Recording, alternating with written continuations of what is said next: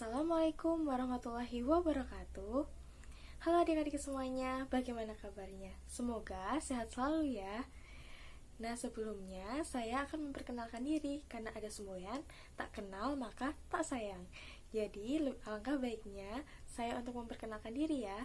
Perkenalkan, nama saya Sela Fitri Wahyuni, NIM 182180107 dari Program Studi Pendidikan Guru Sekolah Dasar Universitas Muhammadiyah Purworejo yang akan mempraktikkan tentang micro teaching untuk kelas 3, tema 4, subtema 3 untuk pembelajaran kedua.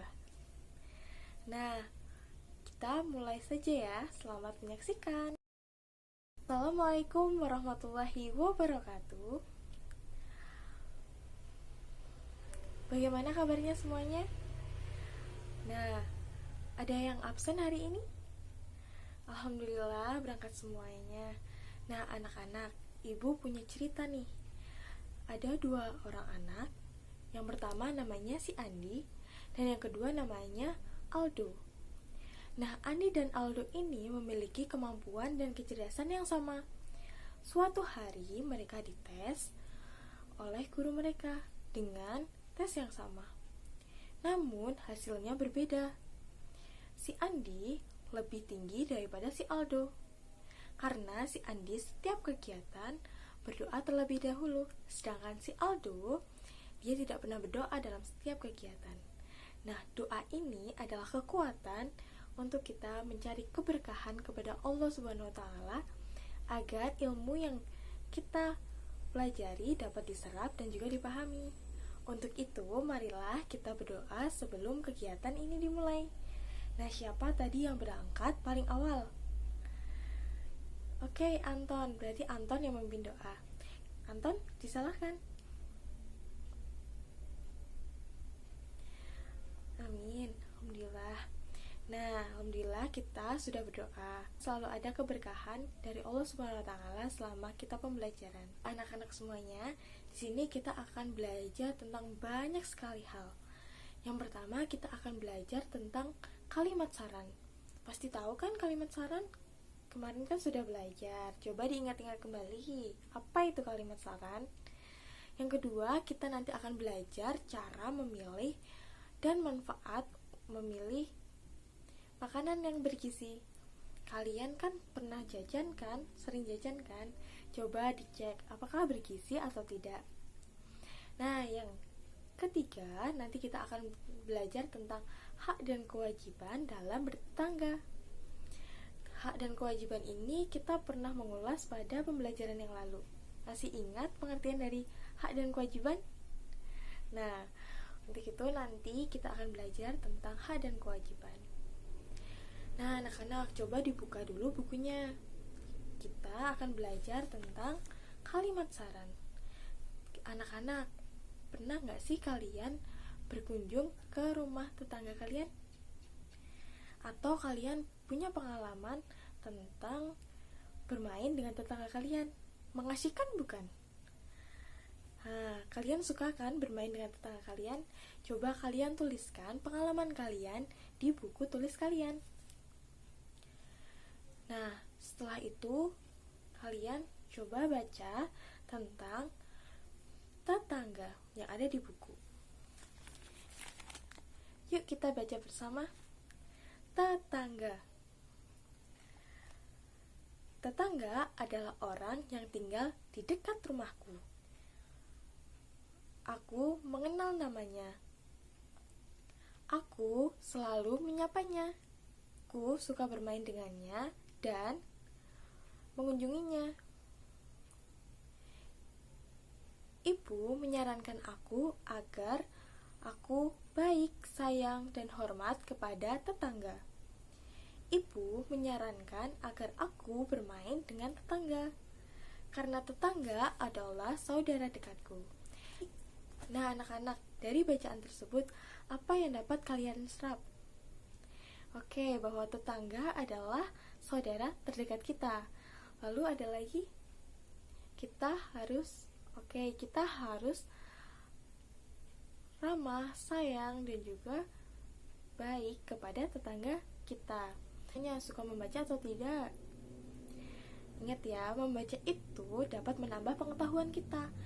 Ada sebuah semboyan yaitu bahwa membaca membuka jendela dunia. Jadi ketika kita membaca, pengetahuan kita semakin banyak. Jadi jangan lupa untuk membaca. Budayakan membaca, karena membaca kita akan tahu banyak pengetahuan. Nah, dari bacaan teks tersebut, mana coba yang kalimat saran? Ya, benar sekali.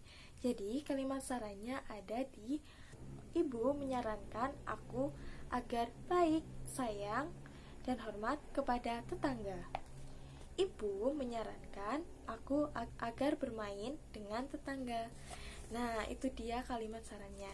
Nah, kalimat saran ini terdapat ciri-cirinya. Ada kata-kata menyarankan atau sebaiknya. Nah, itu dapat menjadi patokan ya anak-anak semuanya.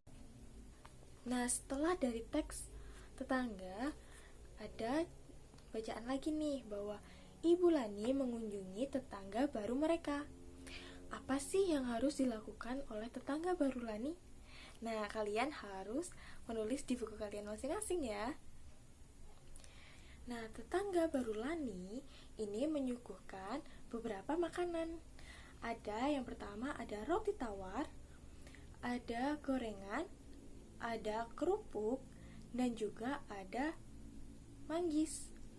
Nah, dari keempat makanan ini, mana yang makanan bergizi? Masih ingat kan makanan bergizi itu apa? Coba, siapa yang ingat tentang makanan bergizi?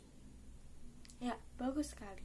Makanan yang bergizi adalah makanan yang mengandung 3 zat, yaitu ada zat protein, vitamin, dan juga karbohidrat.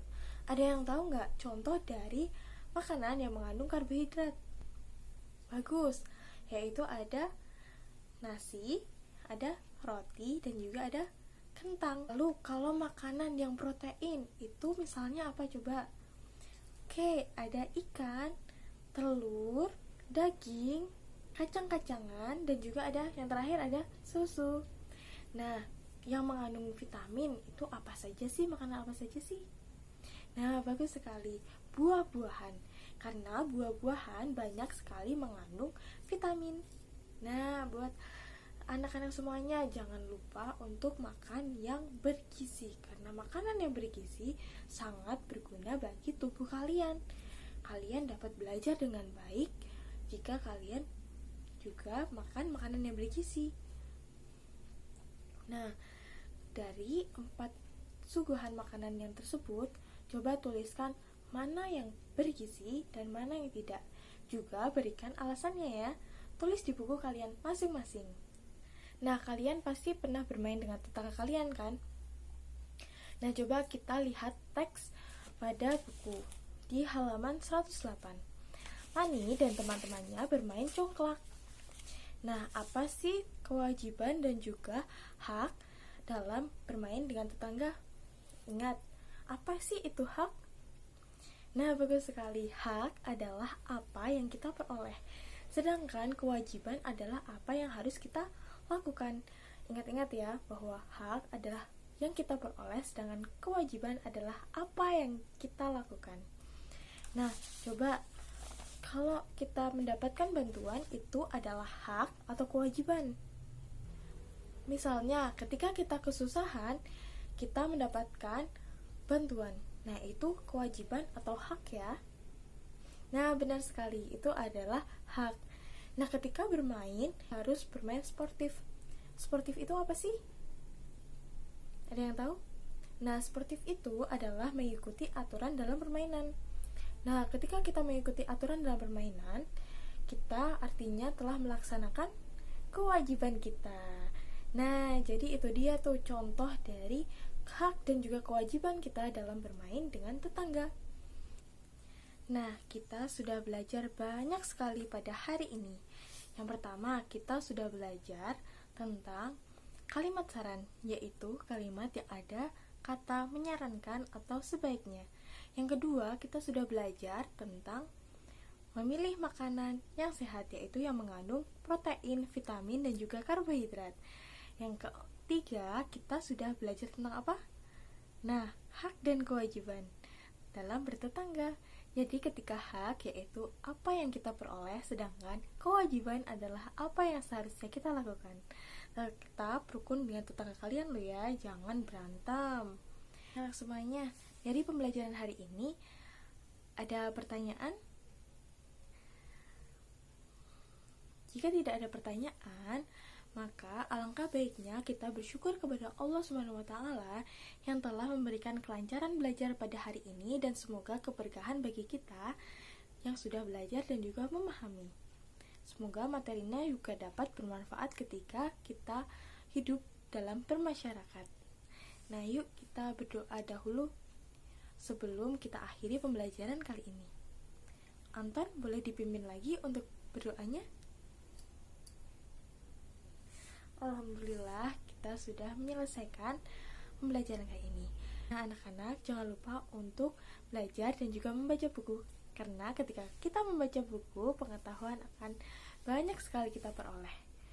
Nah, jangan lupa juga belajar tentang pembelajaran yang akan esok kita pelajari, yaitu pembelajaran ketiga, dan juga pahamkan materi pada hari ini diulang ketika kalian pulang ke rumah. Siap? Oke, boleh pulang. Nah, itu tadi praktek micro teaching yang sudah saya lakukan. Banyak sekali saya kesalahan, yaitu berasal dari saya sendiri. Jika ada kelebihan, itu datangnya dari Allah Subhanahu wa taala. Banyak sekali kesalahan, saya mohon maaf. Wabillahi taufiq wal hidayah. Wassalamualaikum warahmatullahi wabarakatuh. Selamat bertemu di video berikutnya. Bye bye.